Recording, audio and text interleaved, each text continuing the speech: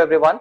So today we'll be discussing about the two most important uh, documentation which are used in any M&A transaction and in majority of the merger and acquisition related transaction, which would be a share purchase agreement and a shareholders agreement. So as the name suggests, a share purchase agreement basically uh, documents the understanding between the parties which pertains to the sale and purchase of securities. Okay. uh, Now, and a shareholders agreement, we like I'll first discuss about the basics of a share purchase agreement, and then I'll move on to a shareholders agreement. But just in brief, a shareholders agreement basically uh, sort of captures the understanding of all the shareholders who are holding shares in any specific company, and all their rights and obligations with respect to uh, a specific company are captured in that agreement. Okay. So now coming to this is just giving a very brief uh, understanding about the meaning of these two agreements. I'll be explaining in detail at least the key concepts, if not the very minute details, but at least the key concepts, key provisions which are there in any share purchase agreement and in a shareholders agreement, because obviously the provisions also are largely dependent upon the nature of the transaction, okay, and the understanding between the parties. Now, coming to a share purchase agreement, uh, before we delve into the basics of a share purchase agreement, what kind of uh, provisions and clauses are incorporated in a share purchase agreement, especially from someone who has no understanding or who has never drafted a share purchase agreement, or especially from the perspective of an intern or from the perspective of a fresher who has just graduated and started working with a general corporate team. It's very important to understand what is their role, or to be very specific, when you start working with an M&A team, the first job which you will be doing would be due diligence. Okay. And a lot of times in the initial months, uh, freshers don't get a chance, or interns never get a chance to work on such documentation, or on a share purchase agreement. So it's very important to understand that what is their role in the documentation aspect. What is the interlink between a due diligence exercise and a share purchase agreement? Okay, because when I joined a law firm, for the initial 2-3 months, to be very frank, I had no clue that how would a due diligence exercise be linked with documentation in a uh, uh, M&A transaction. It took me a while to understand. Though I had some bit of understanding as to how to draft the issues in a due diligence report, but how are they incorporated, or what happens to those issues? Obviously, in the first, if not 2-3 months, maybe at least in the first month, I didn't have that much clarity. So I will try to explain that aspect as well. So when you are doing any due diligence also, uh, you identify certain issues. Like for example, you are representing your client, who's the investor or the acquirer, who's acquiring a stake, let's say a 30 or 100% acquisition. So obviously the client uh, invests a lot in understanding the pros and cons of investing in that company, and or acquiring a majority stake or 100% stake in that company. And for that purpose, due diligence exercise is done, and you are the counsel for the investor. You prepare a due diligence report, identify the issues. So those issues which you have identified by way of a due diligence exercise, some issues may be deal breakers, because of which the investor or the acquirer may not go ahead with the transaction. But there are certain issues which are simple non-compliances, which can be sort of mended, or which can be, let's say, converted into conditions precedent or conditions subsequent, and which can be captured adequately in the transaction document. So that is the role, or that is the linkage between, let's say, I'll give you a very simple example. Let's say you identify during a due diligence exercise that the registers or the statutory registers of the company are not in compliance with the Companies Act, or the format prescribed under the Companies Act. Let's say the entries in the register of members are not correct. Let's say register of charges is not updated. So this is not something because of which the transaction will halt, right? So you will identify it, specifically mention in your DD report that as a condition precedent to the proposed transaction, register should be updated in compliance with the Companies Act, and adequate reps warranties and indemnities should be obtained. I'll be dealing with reps warranties, indemnities, etc. Uh, as we go ahead. Now, so identification of such issues is like, the identification is still incomplete if these issues are not incorporated in just the share purchase agreement uh, as way of conditions precedent, as way, or as way of condition subsequent. Like there could be some intimation requirement in some agreement, basically some agreement material contract which you are reviewing.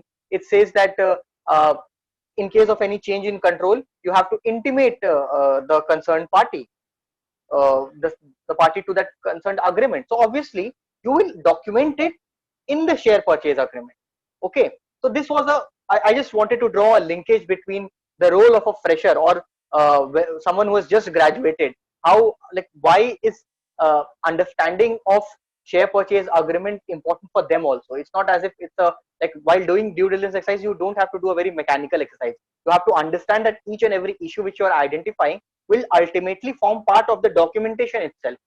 Okay, so when you are addressing the issues, or when you are recommending the recommendation part, basically when I say recommendation, I mean the language wherein you mention that as a condition precedent, as a condition subsequent. So you have to very carefully analyze and understand that this will go into the transaction documents, and it is you have to see the larger picture and understand that uh, this is not something which is just a report and it will go away. Ultimately it is part of the transaction, and it will be incorporated suitably in the transaction document. So now coming, sorry, I digressed a bit from the topic, since I wanted to draw a link between the work done by a fresher when he or she is undertaking due diligence exercise, and how it's linked to a SPA, or how does that work help in the documentation aspect. Now coming to a share purchase agreement, I'll try to explain the basic concepts, or I would say important clauses in a share purchase agreement. So obviously I won't go into details about the meaning of recitals, preamble, etc. That is something very basic, and I'll just restrict myself to the key clauses. So now the first important clause of any share purchase agreement would be the clause which deals with the share sale and purchase of shares.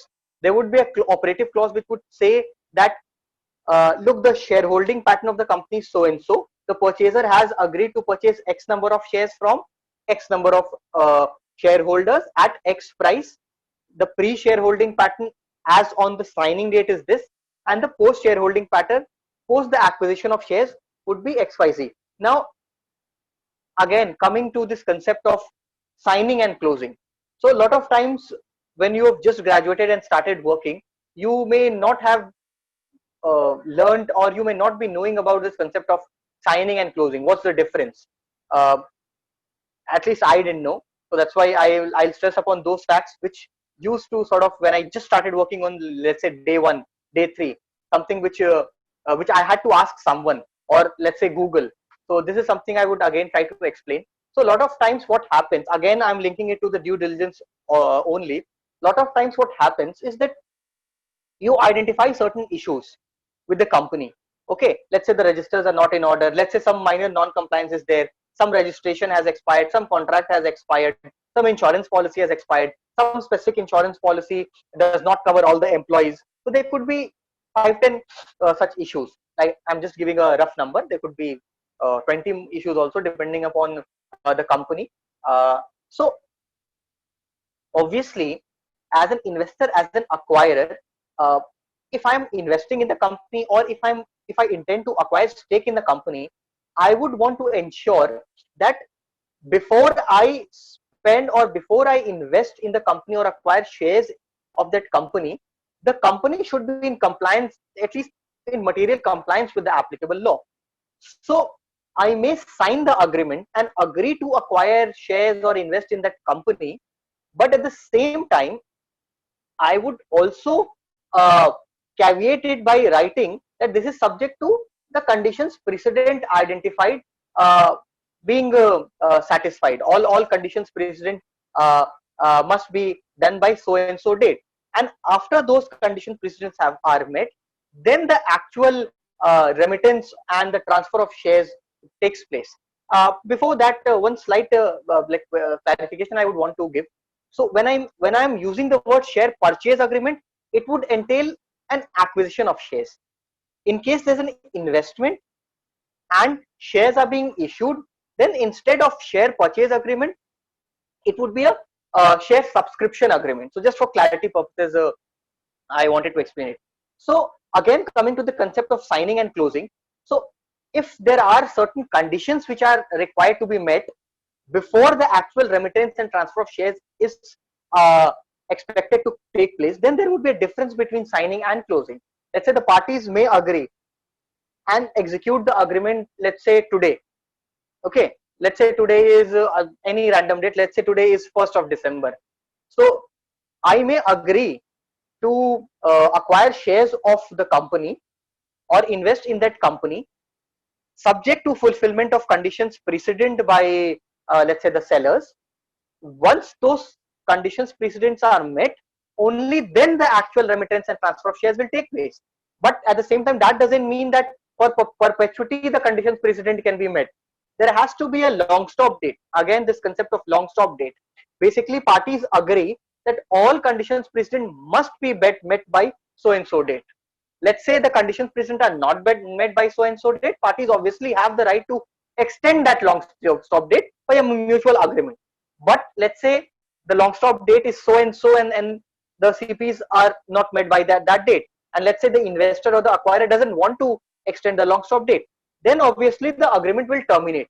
So even though I had agreed to invest in that company, acquire shares of that company, but since the conditions precedent were not met by the long stop date, which is already documented in the agreement, obviously I will not go ahead with the investment or the acquisition of shares.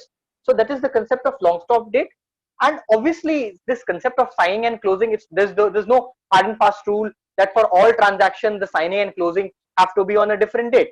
A lot of times what happens is that there are all, or basically even if during the due diligence stage some issues with respect to the company are identified, a lot of times what happens is that the company is able to do that basic cleanup and ensure that before the actual signing in effect takes place, all the minor non-compliances are taken care of. So there could be no gap between signing and closing, and all the signing and basically both signing and closing may take place simultaneously.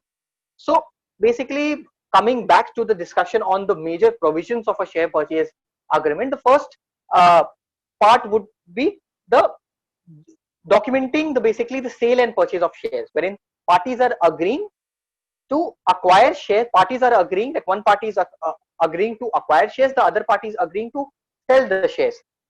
Two things which have to be or have to be clearly documented is who is selling what, how like the number of shares, the price per share, and what will be the pre and post shareholding pattern. Okay, this is very important to be clearly documented. Now another aspect, obviously I have also explained about the meaning of condition precedent, then condition subsequent. Like for example, there is, like let's say if there is some minor non-compliance which cannot be taken care of before the closing of the transaction, and let's say acquirer is comfortable with that non-compliance, but at the same time he does want to cast an obligation on the sellers to complete it within X number of days post closing, post the actual transfer of shares, post the remittance of funds. So that will become a condition subsequent. So the transaction will go through, but there will still be an obligation on, let's say, the seller or the promoter uh, to take care of that non-compliance, or to non-compliance is just an example. Let's say if there's an intimation requirement under some specific agreement, so that will have to be taken care of. Or let's say if there's some statutory filing which has to be done. Let's say I'm just giving another example. Let's say it's a R to NR transfer. A resident seller is selling shares to a non-resident purchaser. Okay, so obviously under FEMA regulations, there's a requirement of filing form FCTRS. So that has to be done within a stipulated time period. Uh, uh, so that is something which may form part of condition subsequent, and the parties may agree that form FCTRS will be filed on the firm's portal within, let's say, 13 days from the closing date. Okay, so this is condition subsequent. Now, another important aspect involved in a share purchase agreement would be the reps and warranties. Okay, so there are certain reps and warranties which are, like, let's say, in very simple words, I would say that they are fundamental to any transaction. Like, for example, to put it in very simple words, so that someone who has never worked on a transaction document will understand. Uh, when you are when let's say when you are purchasing any product, obviously you have uh, done a basic due diligence about that product. Okay, you have acquired about that product, you have seen whether it's feasible to purchase it or not. But obviously, if there are 10 aspects involved with that product and it has so many features that you cannot for that matter test everything before buying, then obviously in writing you would, I'm just giving a very layman example, you would want the seller to at least uh, give you that comfort that, look, with respect to this product XYZ things, I'm giving you comfort that this is in compliance, like basically these features this commodity has, in writing. Okay, you would want that comfort, right? So the same applies to uh, uh, any transaction wherein some investment is being made or some acquisition is made. So obviously, even if you have done due diligence, obviously if the company was in operation, let's say since 1990, okay, you may have done due diligence with a look back period of 3 years. So still you would want some comfort from the sellers. So these are fundamental, like basically there are certain reps and warranties which are given by the sellers and on behalf of the company or by the company in relation to its operation. So, or I'm just giving an example, some could be in relation to the operation, some could be in relation to them also, in relation to the sellers, in relation to the company. So now to break it down, let's say like there are two buckets, like I'll separate them into two buckets. If like when it comes to fundamental warranties are warranties in the nature of warranties on authority, capacity, uh, enforceability of that agreement. Like for example, the sellers and even the purchaser would give this warranty that they are duly authorized under their relevant laws of the relevant jurisdiction. Then they are duly incorporated, authorized to execute this agreement. Okay, then they would give a rep saying that execution of this agreement does not violate any applicable law or breach any agreement to which they are parties. So these are fundamental warranties, fundamental to the transaction, because no one would want to execute an agreement knowing that the party with whom I'm executing the agreement, that party itself is not authorized under that applicable law to execute this agreement. Okay, or I wouldn't, like let's say I wouldn't want to purchase a commodity knowing that the seller doesn't have the title to that commodity. Okay, so title to shares, or let's say I wouldn't want to buy a commodity knowing that the seller is not authorized under laws of its jurisdiction to sell that commodity, or let's say if he has already sold that commodity, right? To explain in very simple words. So these are certain fundamental warranties. Now comes the other basket, business warranties. So these business warranties are warranties pertaining to the operations of the company, because obviously if the company is in operation, like let's say the company is uh, incorporated in, let's say, 1990, the company was incorporated in 1990, it has 500 employees, it has factories, it has IT support infrastructure also. Okay, it has a lot of immovable properties, it has real estate, it has invested in real estate also, acquired immovable properties. Okay, so there is a separate schedule usually annexed to a share purchase agreement or a share subscription agreement, which clearly stipulates that uh, uh, the sellers is, let's say, is providing a rep on the following, or and it would have different headings, like let's say for with respect to related party transactions, it would say that I'm just giving an example, there are 10 ways of drafting a specific clause in such agreement, but I'm just giving an example. Like with respect to uh, related party transaction or material contract, you would say that other than as provided in schedule XYZ, the company is not a party to any RPT, and there would be a separate schedule listing out all the RPTs or material contracts, and there would be a threshold to quantify what is a material contract. Then it would say that other than as specified in annexure so and so, the company doesn't have any immovable property, or there would be a rep saying that the company is in compliance with all applicable law, or there would be a rep, and there would be a rep, not or, there would be a rep saying that the company has all adequate IT support and infrastructure. The company has adequate asset for the purposes of its operation. The company is in compliance with all applicable HR laws. The company doesn't have any trade unions. Let's say the company is not into factory, like it doesn't have any factories, industries. It is just a IT related company. So obviously, providing a rep would be fine. The company doesn't have any specific employees, haven't formed any specific trade union. So there could be so many representations like this. Now these are reps and warranties. Now coming to another important aspect would be which I would want to disclose here, which I want to discuss here, would be concept of disclosure schedule. This is something which I wasn't aware of when I just started working, and I'm sure that for especially from a fresher's point of view and intern's point of view also, majority of them don't know about this concept when they are, let's say, in their law school or when they are interning, and as and when they start working in their first or second month, they get to know what is a disclosure schedule when they have to work on it, when they are working on transactions. So as since that so that it's easier to understand, that's why I explain the concept of reps and warranties in a very brief, in a very layman manner, so that whoever who has never worked on such agreements will have, or at least get some basic understanding, and when they start working on such agreements, they'll understand, they can relate. So now after reps and warranties, disclosure schedule and reps and warranties are inter related.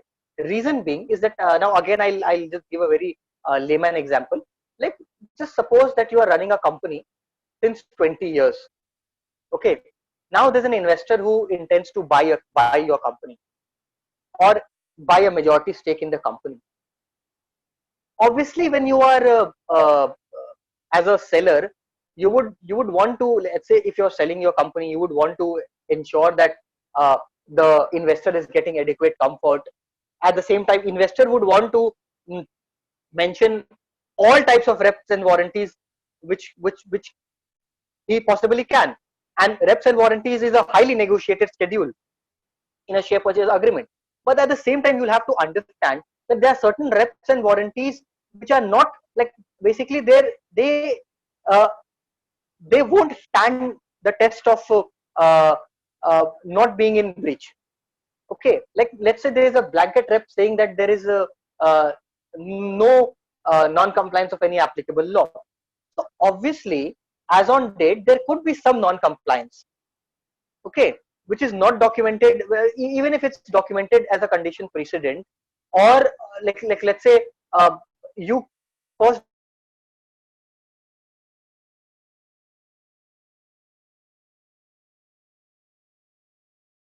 okay, because in a big company, non-compliances could be many. I'm giving a very simple example.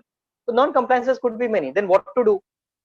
Then if there is a non-compliance and the company is not in a position to rectify it before the transaction happens, or even as a CS, and there are many non-compliances, small, or let's say there is a rep which says that the IT or the software maintained by the company is in order, it has all software, and let's say the company feels that there are certain softwares which the company has to update or apply for and get installed for the purpose of their business operation. So this is not a non-compliance, right? During DD, you won't be able to find this, but at the same time, it is important for the operations of the company. So what to do? How to deal with it?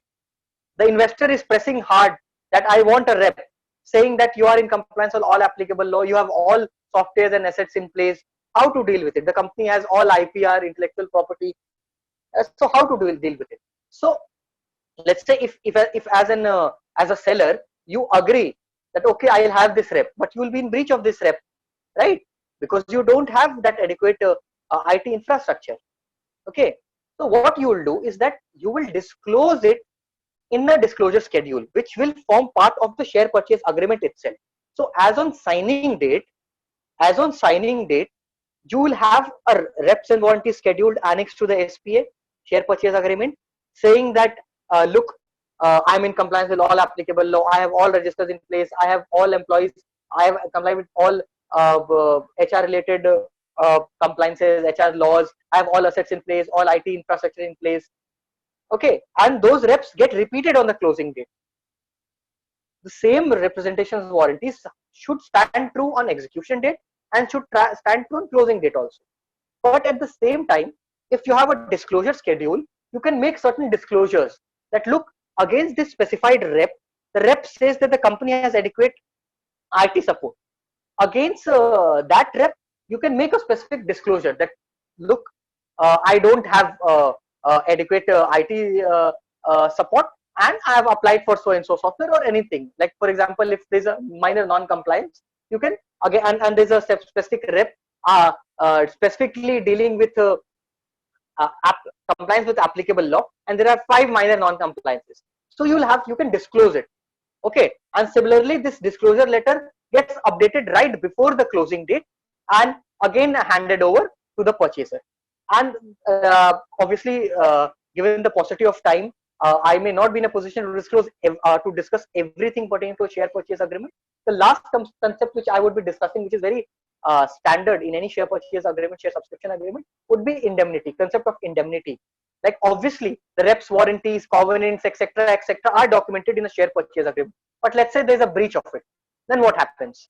So obviously, uh, like obviously one party would be indemnifying the other party for breach of any reps and warranties or any specific indemnity events. So obviously it will be documented in the agreement, saying that in case uh, like basically it's worded like indemnity clause again is a very highly negotiated clause in a share purchase agreement. But just to give a in a very brief way, just to explain, one party will indemnify the other parties, affiliates, employees against any breach of rep warranty by that specific other party. And in indemnity clause, a lot of times what happens is that limitation of liability is also added, basically saying that the liability of the indemnifying party cannot exceed so and so amount. So these were the basic provisions incorporated in a share purchase agreement. Now we'll be discussing about a shareholders agreement. Obviously, if we had time, we could have discussed the share purchase agreement in detail. But since we are also including discussion on shareholders agreement in this discussion, I have just tried to explain the key concepts or the key provisions captured in a share purchase agreement.